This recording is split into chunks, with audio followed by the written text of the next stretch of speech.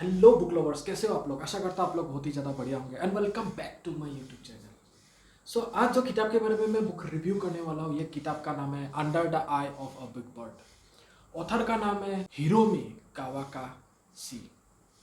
सो ये जो किताब है under the I of a big bird, ये किताब फ्रिक्शनल लवर्स के लिए ये किताब लिखा गया है। अगर आप नॉन फ्रिक्शनल लवर है, नॉन फ्रिक्शनल किताब पढ़ के आपको अच्छा लगता है तो प्लीज़ ये किताब से दूर रहिए, क्योंकि ये किताब totally is based on friction.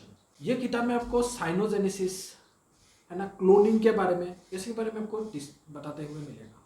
Summary में जाते हैं। समरी में आपको जो ऑथर है पहले बताएगा कि मैं ही मेन हूँ। यहाँ पे आपको देखने को मिलेगा कि जो ऑथर है वो बोलता है मैं ही मदर हूँ, मेरा ही क्लोनिंग है ना। और हर सेक्टर में जो मदर है और जो एक्सपेरिमेंट चल रहा है ह्यूमंस के ऊपर व क्लोनिंग टेक्नोलॉजी के ऊपर, वो मेरे लिए ही मैं ही सब कराया हुआ हूँ। आप अगर भगवान मानते हो तो मैं ही भगवान हूँ। तो ऐसा बोलते हुए दिखाई देगा। ये जो किताब है ना, ये किताब उल्टा करके पढ़िए, मतलब first second third fourth fifth ऐसा करके मत पढ़िए। टोटल 14 चैप्टर है ये किताब में, 14 13 12 ऐसा करके उल्टा करके पढ़िए, ठीक है। तभी आपको समझ में आएगा कि कहना क्या चाहता है ये किताब। नहीं तो आप थोड़ा कंफ्यूजिंग स्टेट में आ जाएंगे कि हो क्या रहा है यहाँ। बहुत ऐसा चीज़ ये किताब में घटने लगता है, बहुत नेगेटिव एक वाइब देता है। डर लगता है कि हम लोग का जो फ्यूचर है किस तरफ चल रहा है। हम लोग सोच रहे हैं कि हम लोग का लाइफ बहुत इजी होने जा रहा है, बट ऐसा तो नहीं है कि हम लोग किसी का लाइफ इजी कर रहे हैं। क्योंकि ये किताब में आपको क्लोनोजेनेसिस के वजह से आपको पता चलेगा। एक चैप्टर है, वो चैप्टर में दो बहन के बारे में बताया गया है। मदर बोलता है कि पूरा ह्यूमन जो जाति है वो ख़त्म हो चुका है, तुम दोनों ही बचे हो। जो एली होता है वो मदर के बारे में बहुत पढ़ता है, और जब वो 20-25 साल का होता है तो मदर उसे गिफ्ट ला के देता है। और वो जो गिफ्ट होता है वो एक किताब होता है ह्यूमन का हिस्ट्री व क्लोनिंग कैसा करना चाहिए उसके बारे में। वो पढ़ते पढ़ते पढ़ते जब 20-25 साल का होता है तब तक वो ह्यूमन बना भी देता है, मिनिएचर ह्यूमन बनाता है, ओशंस बनाता है, रिवर्स बनाता है, फॉरेस्ट बनाता है, और पूरा एक इकोसिस्टम बनाता है। वो क्लोनिंग करके वो बर्ड्स भी बनाता है। जो बहन है माला, वो सिर्फ प्रेजेंस उसे फील कराता है कि भगवान है या नहीं है, या तो हम भी क्लोनिंग हो। क्योंकि वो छोटा से मानते आ रहा है और अपने आप से, मतलब सेल्फ से पूछता है, सेल्फ को प्रेजेंस करके नाम दिया है। वो पूछता है कि तुम भगवान तो नहीं हो, ऐसा करके ये चैप्टर में दिखाई देगा आपको उसके में। तो वो बोलता है प्रेजेंस की मैं भगवान नहीं हूँ, तुम खुद ही एक क्लोनिंग हो। और जो मदर है वो एक सर्टेन एज के बाद डेथ हो जाता है, 100 ईयर्स तक जीता है। और वो लोग का बहुत रेयरली एक मूवमेंट होता है जो कि ग्रेट मदर का जन्म होता है ना। तो जो ग्रेट मदर होता है वो सब मदर से एकदम अलग होता है। और यहाँ में ना जस्ट लाइक एक सेक्टर्स के बारे में दिखाया गया है कि सेक्टर 1, सेक्टर 2, सेक्टर 3 अलग अलग सेक्टर है। जस्ट लाइक अलग अलग पृथ्वी हो। पैरेलल यूनिवर्स के बारे में हम लोग को बताया हुआ है, आपको भी पता होगा पैरेलल यूनिवर्स क्या है। एक यहाँ में एक पृथ्वी है, वैसा सैकड़ों पृथ्वी भी हो सकता है। सैकड़ों पृथ्वी में जो चीज़ आप कर रहे हो वैसा सैकड़ों पृथ्वी में थोड़ा सा ट्विस्ट हो के सैकड़ों पृथ्वी में चल रहा है। जैसे अभी मैं एक मैन हिसाब से आपको बात कर रहा हूँ, कोई एक अलग पृथ्वी होगा जिसमें मैं ही हूँ बट वो फीमेल होगा जो कि आपसे बात कर रहा है, ऐसा भी हो सकता है। इसको तो पैरेलल यूनिवर्स बोलता है ना। तो हमें ना सेक्टर्स के रूप में हमें बताया गया है।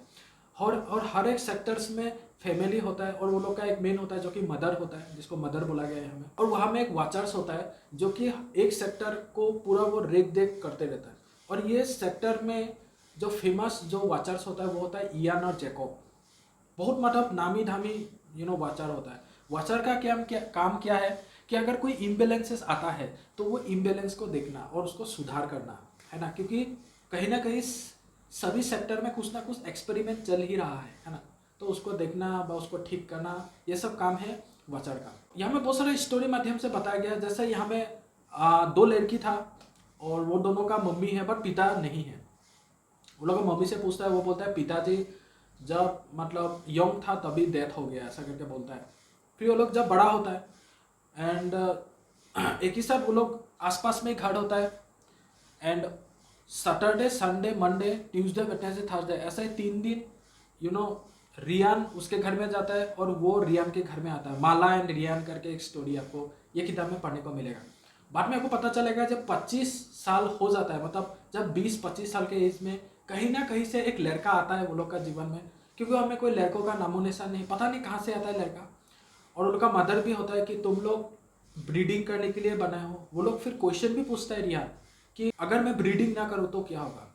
तो वो बोलता है ब्रीडिंग नहीं करने से वेस्ट चला जाएगा, इसलिए ब्रीडिंग करना जरूरी है। ऐसे उससे उसका माँ उसे समझाता है एंड वो मर्द के साथ वो ब्रीडिंग करता है।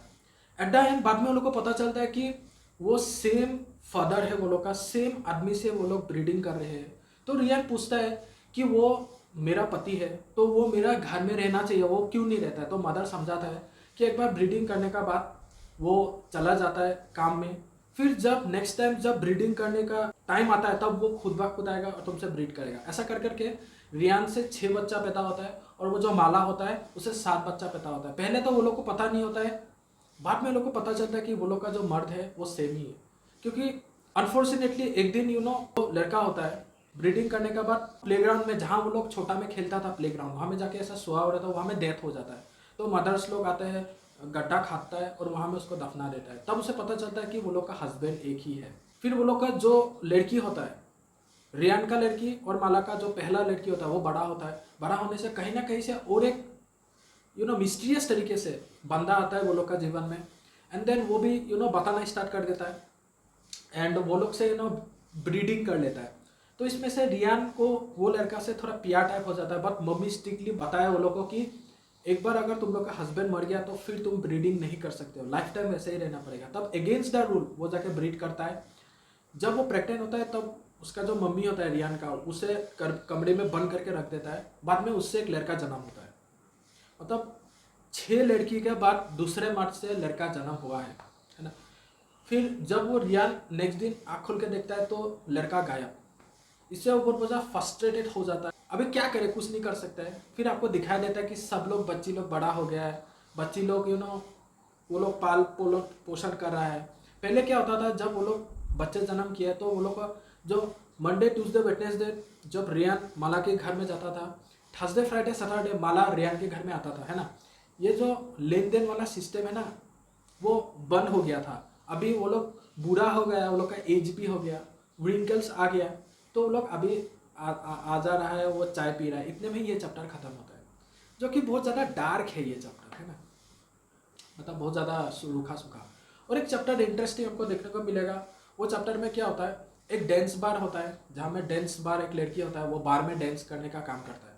तो एक दिन ना बाय पता नहीं कैसे वो प्रेग्नेंट हो जाता है, उससे एक लड़की का जन्म होता है। तो वहाँ का जो वाचर्स है उसका उसमें बहुत ज़्यादा नज़र होता है।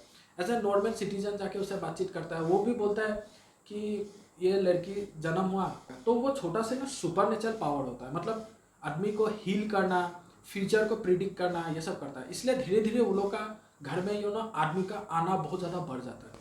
और छोटा सी वो लड़की ना लॉजिकल चीज़ों में बहुत ज़्यादा मग्न रहता है।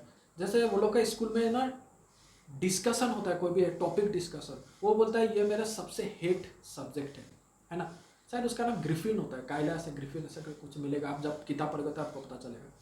फिर वो एक दिन कुछ ऐसा मिसअंडरस्टैंडिंग हो जाता है जिससे जो वाचर्स होता है वो लोग का जितना भी खेल है उसको पता चलता है। धीरे धीरे वो लोग के घर में आदमियों का आना बहुत बढ़ जाता है, जिससे वो लोग जो पुराना घर होता है वो नया घर में शिफ्ट हो जाते हैं। बाद में जाके वो बोलता है वाचर्स को कि ये कैसा जन्म हो गया मुझे पता नहीं, क्योंकि इसका पापा नहीं है।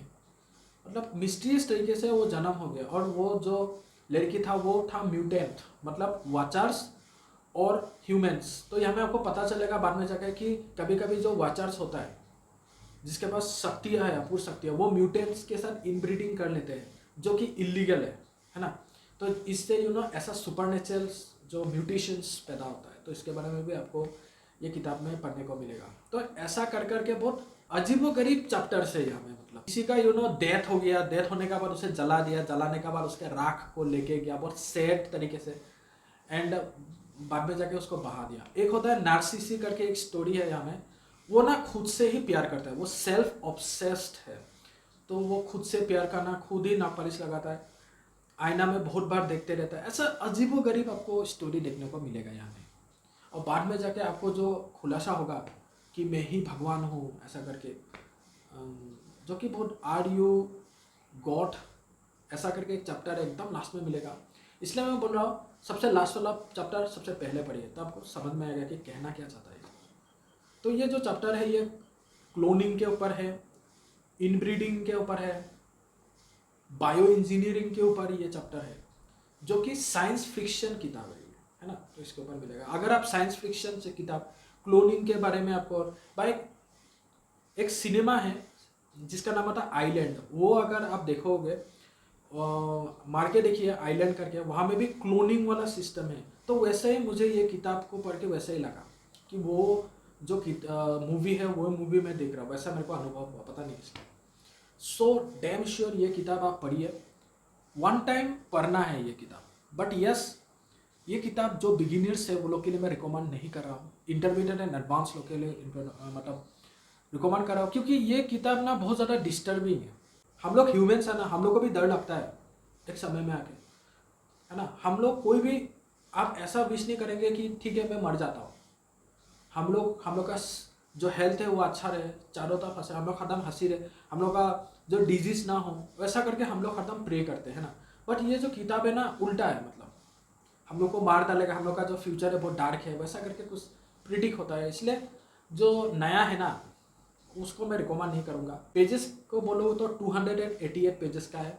वोकेबुलरी सेक्शन मीडियम बोल सकते हो, इतना इजी भी नहीं इतना भी हार्ड भी नहीं है, ठीक है। डिस्क्रिप्शन में ये किताब का अमेजोन लिंक दिया गया है, एक बार जरूर जाके पढ़िएगा। अगर आप फ्रिक्शनल लवर है तो डेफिनेटली आप ये किताब पढ़िए। इतना ही कहना था, फिर से लौटेंगे एक नई किताब के साथ। इतने में नमस्ते, जय हिंद।